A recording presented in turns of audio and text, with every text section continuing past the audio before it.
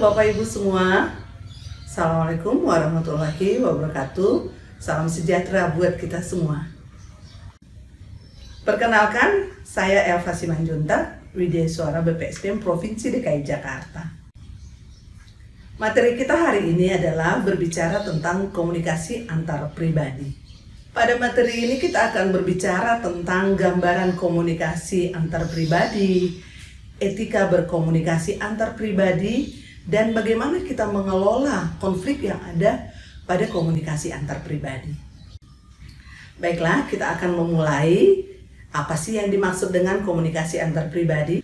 Komunikasi antar pribadi adalah pengiriman pesan berupa informasi, perasaan, dan makna yang diterima seseorang atau sekelompok orang melalui komunikasi verbal atau non-verbal dengan efek dan umpan balik secara langsung.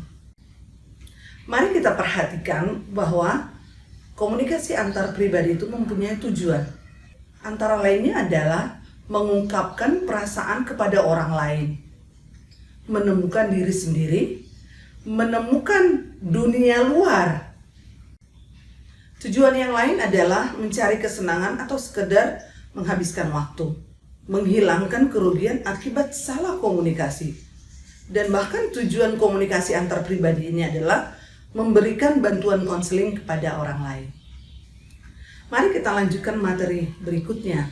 Apakah keterampilan antar pribadi itu bisa ditingkatkan? Sudah barang tentu bisa. Bagaimana caranya meningkatkan komunikasi antar pribadi kita?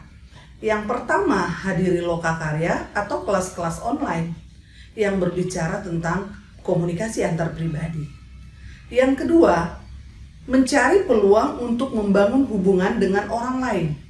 Cara yang ketiga adalah perhatikan cara interaksi kita meningkat. Yang keempat adalah coba amati keterampilan komunikasi antar pribadi orang lain. Dan yang terakhir, bisa jadi kita meminta orang yang kita percaya untuk mengkritik bagaimana kita berkomunikasi antar pribadi. Berbicara tentang komunikasi antar pribadi, kita harus memiliki kompetensi, pandai dalam merangkai pesan, respon empatik yang tinggi, membuka diri, dan menyimak serta memahami iklim percakapan. Selanjutnya kita akan membicarakan bagaimana etika berkomunikasi antar pribadi. Banyak pendapat yang mengatakan definisi etika. Salah satunya kita akan mengambil bahwa etika itu adalah suatu studi atau ilmu yang membicarakan perbuatan, tingkah laku manusia, mana yang dinilai baik dan mana yang dinilai buruk. Ada beberapa hal yang harus kita perhatikan dalam menerapkan etika berkomunikasi antar pribadi. Yang pertama, kita harus memperhatikan nilai-nilai dan norma-norma sosial budaya setempat. Hal yang kedua adalah segala aturan, ketentuan, tata tertib yang sudah disepakati pada daerah tersebut. Hal yang ketiga adalah kita harus memperhatikan ada istiadat kebiasaan yang dijaga kelestariannya.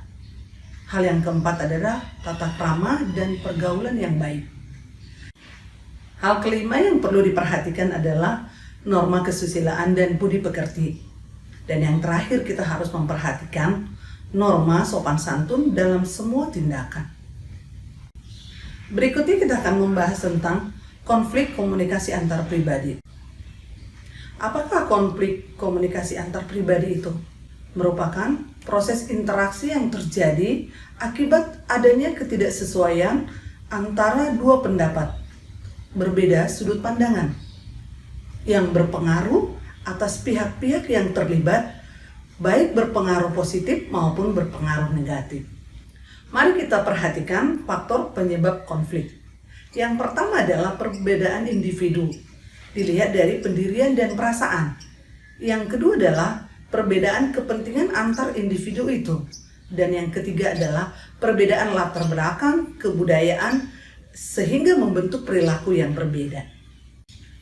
Ada beberapa cara yang bisa kita lakukan untuk menangani atau menghindari konflik. Antara lain, bersikaplah profesional, hargai rekan berbicara, pikirkan sebelum berbicara, dan hindari bersikap arogan. Evaluasi masalah, kendalikan emosi, dan yang terakhir adalah menjadi pendengar yang aktif. Demikian materi yang bisa saya sampaikan. Semoga bermanfaat. Sampai ketemu pada materi-materi berikutnya. Terima kasih. Assalamualaikum warahmatullahi wabarakatuh.